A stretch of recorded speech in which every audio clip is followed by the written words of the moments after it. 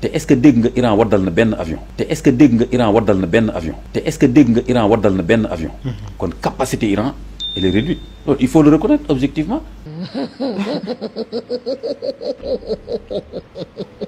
imaam dafa xamul te ñu laaj ko nanguwul ni xamul muy wax loolu mooy problème maanaam xam nga non c'est que imaam dañ koy manipuler imaam dafa xool benn gis-gis la yor mais maanaam xam naa ay France 24 lay see am na sax koo xam ne dégg naa ko mu ne imaam France 24 lay seetaan benn imaam Kanté yaakaar naa muy def analyse dafa li nga wax dëgg la am na Sénégalais yoo xam ne bu ñuy wax da ngay foog ne sax israélien lañ wala dañuy liggéey ambassade Israël billaahi li ñu dessiné affaire bi dafa mel ni comme Iran daal benn nooy neex la boo xam ne da ngay ñëw rek pëtëmee ko dem sa yoon. salaamaaleykum mbokk internet di safo chaîne bi Ali Vision gars yi maa ngi leen di nuyu di leen jaajëfal di leen wax ni dal leen ak jàmm ci seen chaîne YouTube bi di Ali Vision bon gars yi tey damaa fas yéene dafa ak yéen benn petit vaar mën naa kaa tuddee vaar mais baa mu ni duo quoi baa mu ni duo rek benn duo entre ki nga xamante si mooy Imam Kanté ak Sandiogou mu nekk benn duo bi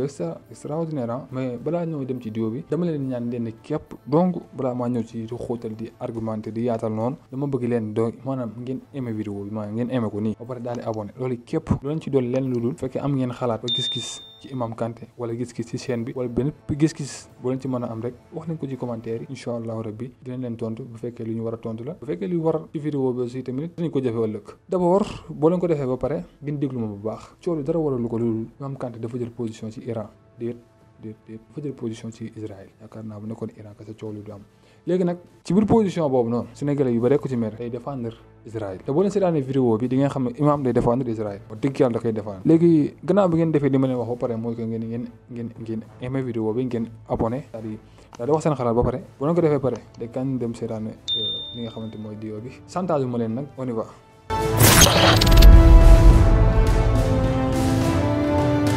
li nga wax ci guerre bi ci tënk Israël xam na ni Iran mësta ñàkkee doole ni mu ñàkkee doole ci jamono yi laa ilaaha illallaah mu ne xaaral ma gaaw xam nga ko lu ñuy wax ci wolof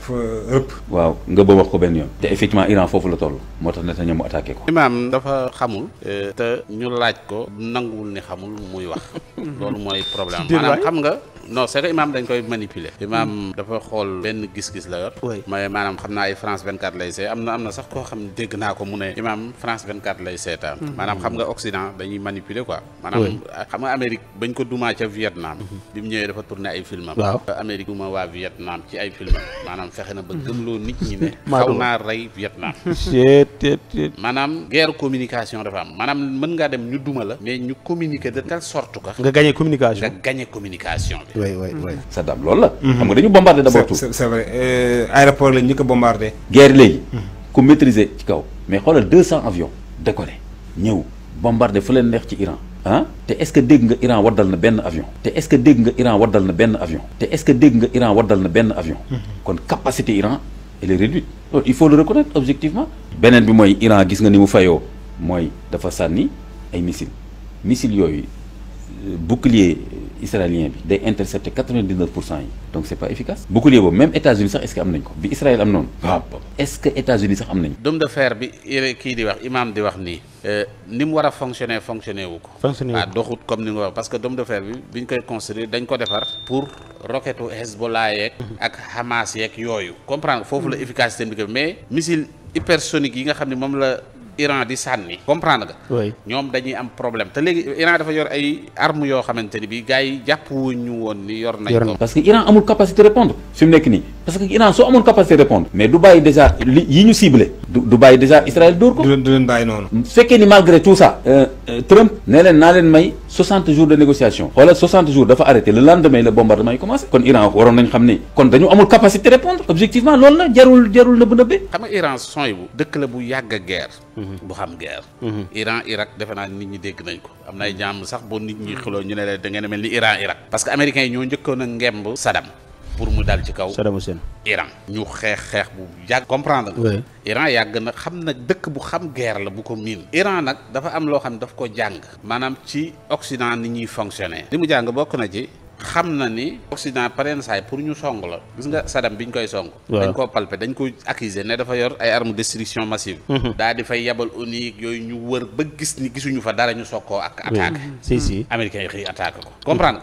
Iran nag depuis lors day préparer guerre mais Iran préparé wut guerre parce que wax naa la ko l'autre jour di wax ni maa ngi ko dégg ci benn spécialiste mu ne Iran depuis 40 ans mi ngi préparé guerre. préparé wut guerre pour Israël. mais dafa préparer guerre pour Amérique. beneen bi mooy Israël bu mënee cibler les hautes personnalités de la sécurité nationale di leen rey benn par benn ci seen kër yi nga xam ni kon encore capacité Iran des na. est-ce que Iran mën na loolu contre Israël. Iran mën na rey chef d'état-major Israël. xoolal ni ñu def Hezbollah xoolal ni ñu leen reyee. donc il faut reconnaître que fu nekk nii supériorité technologique bu Israël elle est écrasante. Imam Kanté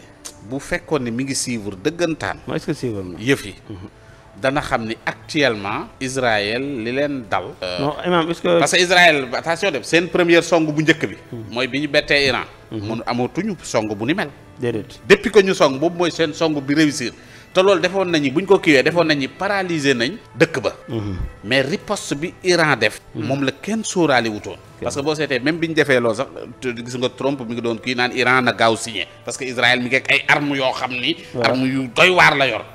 comprendre nga boobu Trump bi ngi doon wax loolu comprendre nga. tiital mais bi Iran riposté. ci lañ xam ni nag Iran mi ngi ak ay kii. te Iran am na ay cellules dormantes yu nekk am na ko fële nu mu tuddati. am na ko Liban. Hezbollah Hamas dañuy commencer fonctionner. oui comprendre nga am na ñu nekk ay Irak ak maanaam Iran tamit Iran préparé na. si te yàgg la. menace na aussi tamit Occident nee na leen seen intérêt yi. nga xamante ni bii ñoo fi nekk. oui képp koo xam ni def nga ko sud noonu mooy loolu te Iran fi mu toll bu ko neexee fi pétrole bi di jaar mu bloqué ko. waaw. moom dañ ko am. mais donc y a pas de chance en fait pour Iran. y a aucune chance militairement parlant. aucune chance. alors ma dolli la ci. oui ma dolli la ci. gis nga position pays arabes yi am na lu ñuy wax tëj nañu seen espace aérien. waaw mais Poutine moom kii lan la wax moom Trump lu mu wax mu ne sama drone yi ma stationné Jordanie naa ko utiliser bu Iran bëggee répondre kon koy tëjuñu. Iran lañ ko tëjal.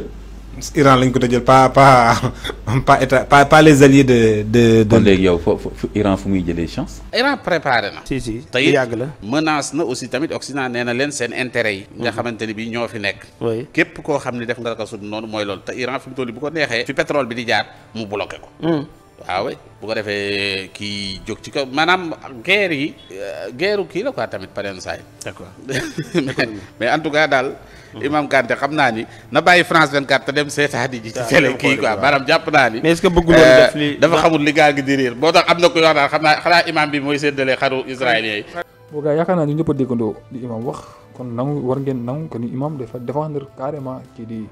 Israël. mais nag ci biir défendre boobu aussi lu ci bari loo xamante imam wax na ko ñun tamit bi histoire bi demee ak lu ñu jàngatee histoire bi gis ñun que ni loolu am na ci bari lu